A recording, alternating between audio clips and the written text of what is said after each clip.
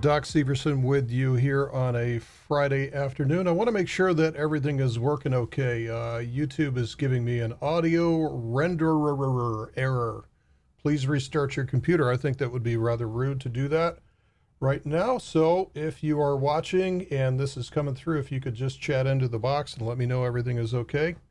Otherwise, I'll be yakking away here for half an hour with no accord. I'm down here in the lower right-hand corner. Hello. How's everybody doing out there?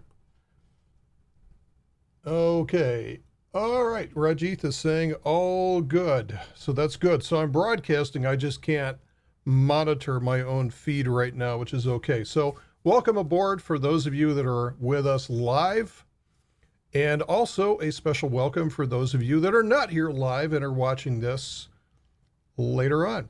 Again, I've changed things around a little bit. I had some feedback from people saying, hey, could you increase the size of it? So I put the live feed of Little Doc way down in the left-hand or right-hand corner in this case. And hopefully you'll get a better product from this. Fingers crossed. Okay. So, okay, everybody's saying it is okay and good to go. So let's get on with things today. Don't take any risk. Don't do anything silly.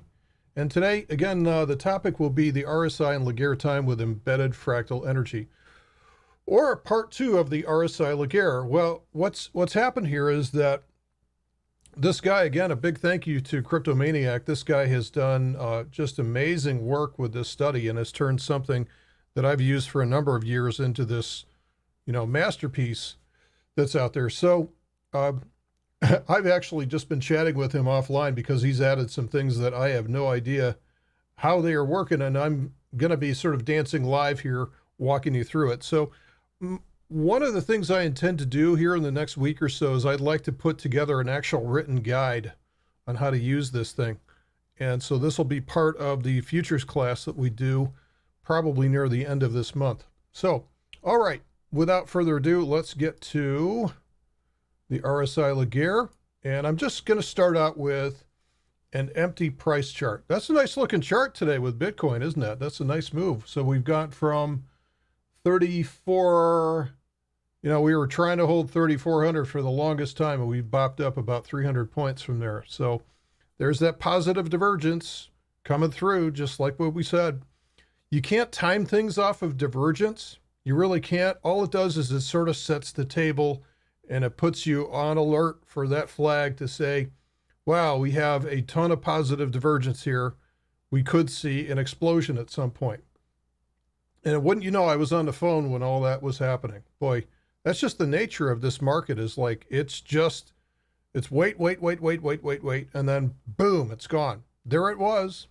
So anyway, someday we will get to a market that is filled with two-way tape, and all these techniques will come into play for you guys. So let's expand things out there a little bit. Okay, so I've got a hard stop in probably about a half an hour from now. I have to clean things up before the weekend hits.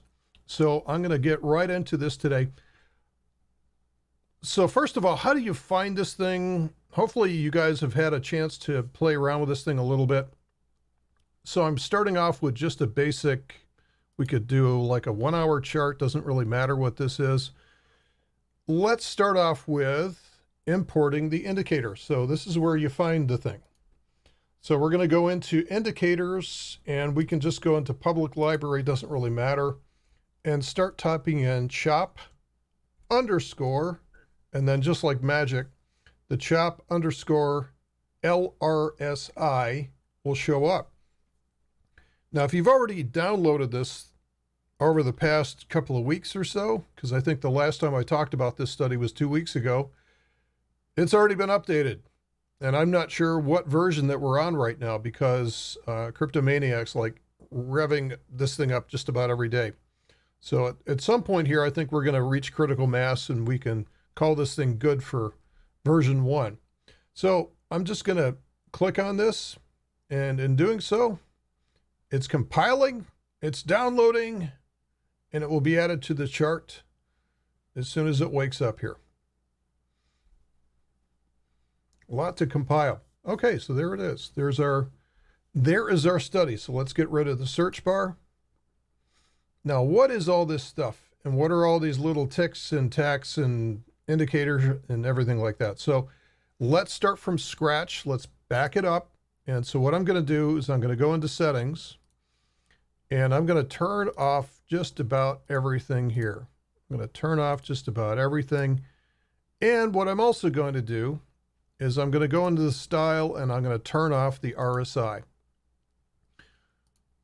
And the reason for this is because this is how I want you to use this study. I want you to use it from kind of the outside in. So first of all we have here that's left is just the choppiness index. So it's just the choppiness index. And I want you to start with that. I want you to start looking at the study, because if you look at everything that's going on, you're going to just auger right into the ground, just like with everything else. There's too much going on. And so the other thing that I would say with this study is don't feel the need to turn on every single option and study. Work from the ground up. Learn what's going on here so that you're adding the minimum necessary. And this is something I'm always going over, is like, you really don't need much more than price for this. So what we're adding is just a little bit more sophistication. And again, you know, it's like driving a Lamborghini. You don't have to go full throttle all the time. You don't have to use traction control and launch mode and everything like that. Okay, probably should pick a different car than the Lamborghini. It has such a bad connotation for this space. So anyway, here you go. Here's the chop index. Now, the way that we use the chop index, again, is we're looking at, let's see, let's do this before let's go out to something that's got a bit more time to it. Okay, so here's a 5-hour chart, and you can start to see some of the patterns just a little bit better. You can see this whole wedge that we've been in for quite some time. Range expansion. So here's where we have some linear movement, linear price movement, brings it to exhaustion. Range contraction, where the price is just going sideways. This is where we're going to have the high energy values, and then that's going to lead to range expansion again. This is where we get into exhaustion. So understand the difference between how price just kind of goes between range contraction, range expansion, range contraction. And you'll see this on different time frames. So if we go out to something like the daily chart, we'll see a high level of chop here, right? Back here in November, this thing was just coiled up to nobody's business, and then whoosh, comes straight down into exhaustion. Then it consolidated again. And lately it's just been kind of consolidating between, you know, these little flag patterns, and then finally it's just sort of slowly grinding down. This is why we've never seen it go into exhaustion. Typically, anything below the value of 38, so the dark area down in here, is considered to be exhaustion. That's the beginning of the exhaustion period, although we can see values as low as 20, as we're seeing here. So the lower the value, the stronger the trend, or I should say the stronger the linearity of the trend, which means it's more of a straight line. Okay, everybody good to go. So if you don't understand this, refer to the Fractal Energy program or anything else I've done on fractal energy. Just understanding the difference between range contraction and range expansion. So that's kind of the foundation of this whole study. So the whole RSILg, don't get away from the context of what's going on. And this is the most important thing. It's not the fancy signals that are on there. The fancy signals are just a way to shortcut, a way for you to understand what's going on. Okay, so understand how to use this first. This is the very first thing that you should look at, irrespective of everything else that's going on. I almost said irregardless. I didn't, though. So you should look at the chop index first, understand what the context is showing, and then, and only then, start looking for signals if it's appropriate for that, right? So don't just dive in and say, hey, there's a whole bunch of stuff going on. Let's get into a trade, right? So that's always kind of how we end up doing things, is we always kind of, or at least I used to, you know, just dive into things without thinking about it, because it's like, it's that dopamine fix, right? You gotta trade. Can you tell it's Friday? All right, so now let's start to add a little bit of stuff to this. Let's add the RSI study. So I'm going to click on settings. So right click, go to settings, and then in the style, I'm going to say, show me the RSI. So again, what I did 2 weeks ago is I explained this study and why it's special and how to use it, things like that. It's more of a binary timing signal.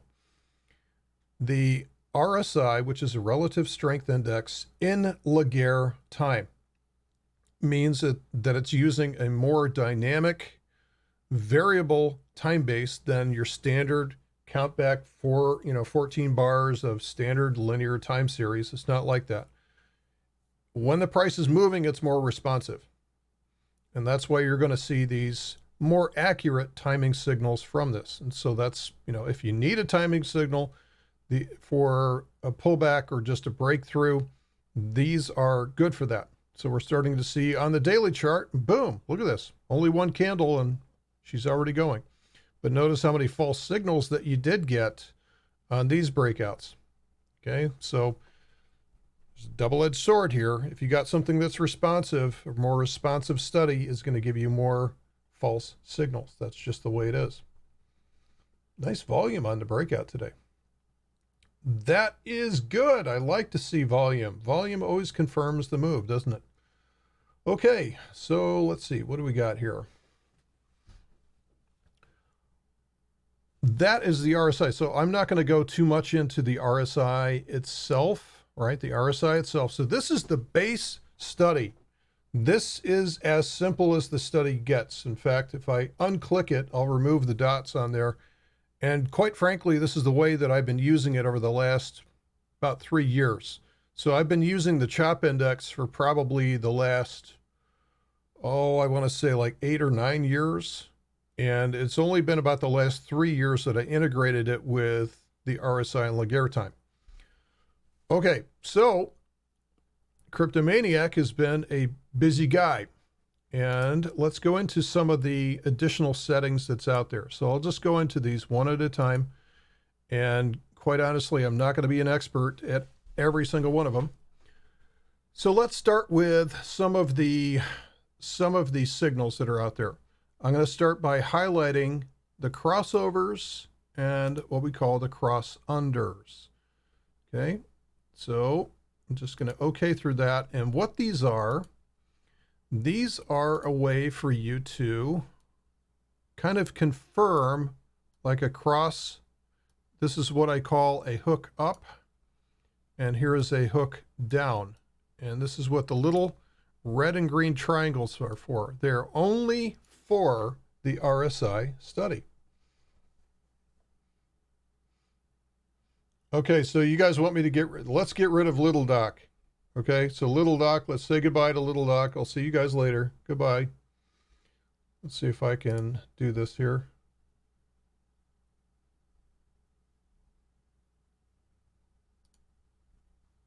Oh, there he is. He's gone. He's gone. Okay, so that's the highlight of the hooks, the hook signals, which is the down hook or the short signal or the up hook or the long signal. Okay, so that is one of the simpler study indicators that's there. One of the simpler study indicators. Let's add a little bit more complexity. Okay, so let's do, so what we can do is we can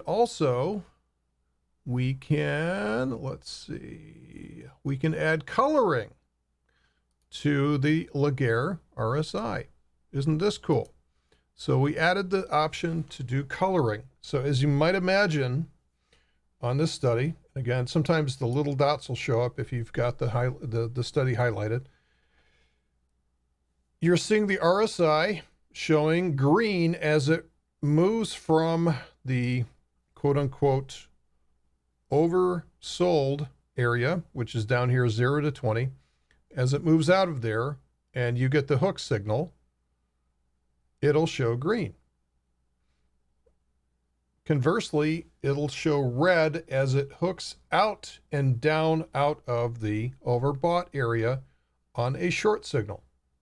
Okay, so I think that, again, it seems to be fairly straightforward for that.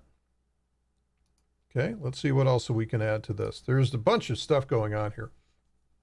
Now, here's something that's really cool. What we're going to do is we're going to show the higher time frame chop index. So we're going to show this as a higher time frame chop index, and we're going to keep that relationship to be 5x. And so in this case, here's a daily chart. This is a daily chart, and what we're looking at here on the secondary. So if you see this white, color, this is the larger time frame. In this case, this would be the weekly chart because it's a 5x. So from the daily chart, 5 times approximately that is the weekly chart. That is the white line that's down here. Okay, does that make sense? And if you guys have been following me for any length of time, lately as I've been talking about this larger time frame, the weekly chart and exhaustion, right? So we know that the weekly chart went into exhaustion down here. So this maps this out really well. This is really, really nice for if you're real estate starved for your charts. So if your charts are kind of real estate starved, this is nice because you can put everything into one screen and you don't have to, like if you're running off a laptop, you don't have to split the screens. Now you can split the screens if you want to. And quite often this is what I will do, is I'll do something like this. So I'll go this chart, I'll say weekly chart. Okay. So what I'm going to do here is, so I've got the weekly chart on the left-hand side, which is my anchor. Let's call that the anchor for this. And the daily chart, here's my signal. There's my signal. Notice how the energy on this chart, which is the anchor, maps out to the energy over here in the yellow. All right, so for this one, we may not necessarily want the showing the higher time frame chop. Okay, so 5x, we don't care about that. So again, I like to compare things. I like to go side by side with my time frames. That's just my personal preference, but you can also set these up where you can just look at everything on one chart. All right, so that's really cool. It's cool that we can do that. So let's go over to the signal chart. In fact, let's just do this. I'm just going to go back to a single time frame again, because otherwise I'm going to confuse everybody. So let's go back to here. Single time frame. Let's go and experiment with some of the other options that we have here. Okay, so we can also highlight upper and lower energy crossovers. Upper and lower energy crossovers. Now, what do these do? So again, sometimes you have to click this to make sure that you've unselected the study. So the higher and lower energy crossovers, you're going to see those on the chop index. Right? And those are going to be defined by the values that you set in the study. Okay, so notice what they're doing. This is where you're going from like a medium energy and all of a sudden you're going up to a high energy here. So that's considered to be a crossover. You're moving from one zone to another. Here's a low energy chart, which is moving into the first threshold, which is at 45, and then it moves to the second threshold, which is at 55. So let's do this before I go any further. I want to make sure that you understand what those mean. Let's go into the settings, and we're going to set those. The lower time frame, well, we've got different thresholds here for higher time frame and lower time frame. So let's just assume that we're working with the lower time frame energy threshold here. We don't care about the higher time frame, which is the anchor chart. So those are set at 45 and 55. You can set those to whatever you want to, but those are typically the values that anything above 55 to me has got enough energy to go. That's typically where you start to see charts really moving. Okay, so that's something that's interesting for you there. Is it absolutely necessary for you to turn that option on? Can you see that some other way? No. You know, it's up to what you need, right? It's up to what you need. So I'm going to turn these off. We've gone through multi-time frame coloring. Have we? I think we have. Okay, so the chop index multi-time frame coloring. Okay, so this is also neat here because what you can do is I'm going to show the higher time frame chop that's on here. And so what we're looking at is you can actually see what's happening at the lower time frame. So this is really important here. So notice how, remember the white line is the higher time frame. So notice how the higher time frame at this point went into exhaustion, and notice how the chop index now is showing that to be red. So again, there's so much depth to this. There's so many different ways that he added functionality to this. So again, I showed you at the very beginning of this, just, you know, the yellow line and then the blue line on there. And if you've used it for long enough, that's all you need. But sometimes if you're learning this, it can help you keep you out of things. Like if you're looking at this, you don't even need to see the higher time frame chop that's on here. You can take that off of there, and then just looking at the chop index, you can tell when things are good to go or when it's dangerous to add that, right? Because we have the chop index at the higher time frame here. Now, it's helpful to understand, this is where sometimes we can outsmart ourselves, because on this big move here, on that big move to the downside, we obviously have the larger time frame in exhaustion. So it's in exhaustion. So what that means is that further downside has a very low probability, but upside movement actually has a much higher probability. And this is why we see these oversold bounces. So this can actually help clear. So don't outsmart yourself here. Understand it's always important to understand what the context is telling you. So one of the quickest ways for a chart that's in exhaustion to recover is to go actually in the opposite direction. So it's good to go to the upside if you're downside exhausted. Okay, so that may not make sense until you hear that a few times and learn how to apply that.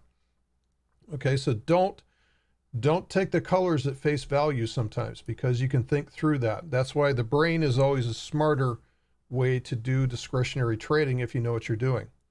Okay, let's keep going back to, so I'm going to turn that off for right now. I'm going to turn off the multi-time frame coloring on the chart, on the chop. I'm going to go back to just my yellow. Now here's some really cool things that he added, which is the trend indication. Okay, so now we're going to look for trends. And okay, so let's see if we got trends on here. And I think I need something else on here because I don't have the trends.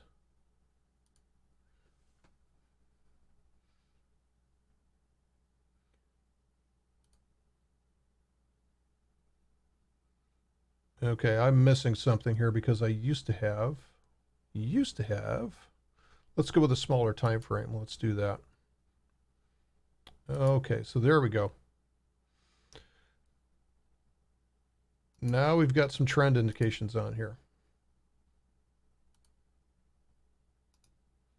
Told you this was dangerous doing this live. Okay, so we have trend indications. And watch what happens. All right, so do you see down at the very bottom here, when I toggle the trend indications, we have these dots down at the bottom. Dots down at the bottom, those are showing the larger time frame trend. Those are showing the larger time frame trend. right? So you're going to see more of these if you go down to something like a 12-minute or 1-hour chart or things like that. So the 5-hour chart does have a few indications like this. So let's hit OK. Let's go down to the 1-hour chart, and you can start to see a lot of these studies. So again, the larger time frame, the trend shows what's happening at the larger time frame. Is it swinging up or swinging down? Remember, what we always say about rule number 1 of price action is trade in the direction of the anchor chart swing. And this gives you a chance to do that, is to trade in the direction. When this is going green, that means that the larger time frame is going green. When this goes red, that means the larger time frame is going red. All right. A couple other things to go over here. I'm going to get rid of that just to keep things clean. And the last one, oh, there's another one here, which is BTC. This is kind of cool too.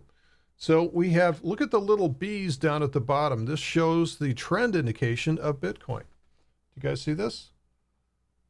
The little B's that down here. Now, obviously, if we're looking at Bitcoin, we're going to see that all the time. Let's go out to something like Monero, right? So let's see Monero. And you can see what's happening with the trend on Bitcoin. So you can see whether or not think of this as an index. When we trade in the stock market, we're always trying to trade in the direction of the indices. If you can, trade, don't trade against them, trade with the indices, because it's sort of that larger current that's flowing downstream, right? So let's go back out to BTC. Making things difficult on myself here. Let's just pick this. Okay, so that's really cool. That's a cool study feature that's on there.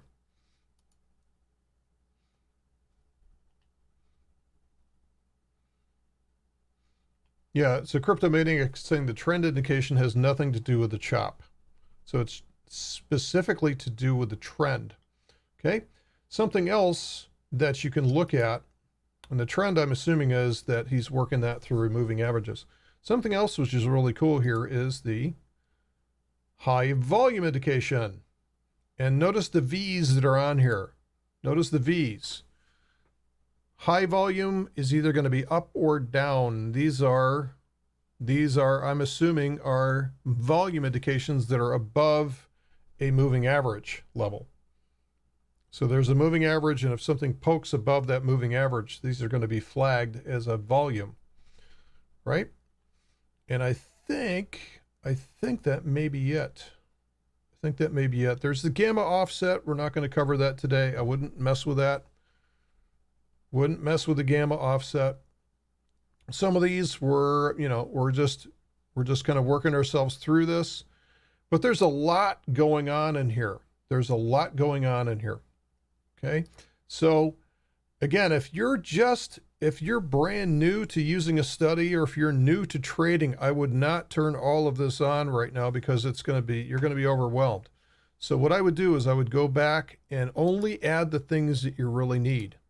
So, go back and just start off by unclicking just about everything that's on here. If you start off by unclicking everything that's on here, okay, you can start out with just a very simple chart. And probably the first thing that you want to look at, the first thing that I would add on here is to highlight the crossovers. Highlight the crossovers. So that will help you see more of a confirmation. Hey, I'm getting a crossover, and I'm seeing a highlight on here. And that's good. It's good to know when those are showing up, because typically that's an actionable signal. Yeah, so he's saying also that you can change that moving average signal, right? If you want to slow it down or if you want to speed it up, right? So you can play around with that. This is all very configurable, especially if you want to get in there and dig around, right? So this is much more than probably most people need. So again, start with something simple and only add what you need. Don't be dragging around. Don't be that guy that goes on the camping trip and brings everything, and then he's way behind everybody else because he's carrying around 120 pounds. So only add what you need on the chart to be able to solve a problem or show you what you're looking for. So again, if you're kind of new to using the RSI, what you can do is you can start to do, let's see, RSI coloring, right? So that will help you understand short or long. If you're not used to that, if you're perfectly okay with that, then go back without it. Again, keep it as simple as possible. Okay, any questions? Any questions on what's going on here? There is about a 20-second delay between me asking for questions, and so let me know if there's anything that you guys want to cover with this. And you never know. I mean, we may have something completely different here within a couple of weeks, but I think we've got kind of the essence of this study for right now.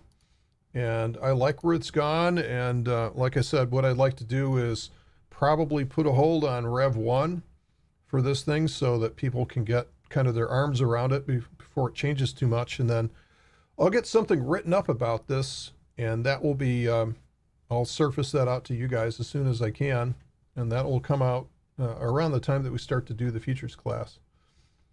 So, all right, let's see, any other questions here today? So of course, if you are watching this on the archive, and if you have any questions, please let me know either in the Discord page. So you can just say @RSC doc, and that will get to my attention. Or perhaps a better way to do that is just to write in at support@ReadySetCrypto.com, and just point the message to me. Rajith, is there any other indicators do you use alone with a Chapin RSI? So if you look at what I was doing, Rajith, over the last week or so, what are some of the studies that I was using over the last week? And some of these are kind of important. And one that I will use from time to time is the MACD. And about the only time that I use the MACD is when we're in one of these, like, quite honestly, I used it back here. I used the MACD back here because I said, hey, we're in this downtrend, and this downtrend looks like it's running out of steam. And we're showing positive divergence. And if we had a break in this trend line, and if we put in a higher low and a higher high, so we eventually called out a swing, which was a really nice swing. I mean, that's exactly what they look like. So first of all, we had the early warning radar with the MACD. Second thing that we had, so the MACD was telling us weeks ahead of time that, hey, this thing is slowing down, you're getting positive divergence, it's probably going to break out, but you cannot use the MACD divergence as a trading signal. It's just a piece of evidence. It's a flag. It's to say, look out, you're about to get a signal, so be on alert. Okay, so the second thing we had, this was the most aggressive potential signal right there. The signal that I used was to say, all right, if this prints a higher low and then starts coming up here to print a higher high, we can go long anywhere from here. That's more aggressive. This is more conservative right there. So how much did I really need? This is the only thing I needed for the MACD indicator. So why should I take up real estate on my chart using this when I only pull it out once in a while? The only thing I look for is divergences with this. So that's one thing that I will use for it. Just about everything else, the CHOP index tells me so much about the context of what's going on. Price action tells me more than anything else. Tig is asking, could using this indicator be as simple as going long when the RSI turns green and short when it turns red? Yes and no, Tig. All right, so let me go back to the RSI here. And what you're going to see is, that's okay. You can do that, but you have to be careful that you have to understand what you're getting into with something like this. I mean, you are going to get false signals. You are going to get false signals. Let's see. Could you have taken all of these signals and been successful? So here's a good long signal. How long could you have gone in there? Not too far. Here's a good short signal. Okay, what would that have been good for? A lot. So what does this tell you? So if you trade in the direction of the anchor, then you wouldn't likely be taking trades like this and like this and like this. You'd more likely be taking trades like this and this, and there'd be no short entry since that point. So either you're staying short all the way through there, or you're flipping around and going long at that point. So it could be that simple, Tig, but I would say also try to improve your probabilities by going in the direction of the anchor. So trade in the direction of the tide. Tig. I worked on that all week. Okay, oh, I got room for one more question, and then I'm going to wish you guys a good weekend. Anything else going on here? Let's see what else we have going. And I'm just going to take a quick look here. So this is a 12-minute chart. So we had one breakout to begin with, consolidation, and then we had about 20 minutes of movement. So all of this movement has been packed into pretty much 2 moves today. That's about it. This is the nature of the market, is like wait, and there it was, right? So if you're not there watching, or if you can't get that alert right when it's saying, so there may definitely be some call for having this feature and functionality in a mobile platform, right? To be able to trade on a mobile platform, because you may need to be there when this thing takes off. All right, my friends, thanks for hanging out with me here today and today's trade school.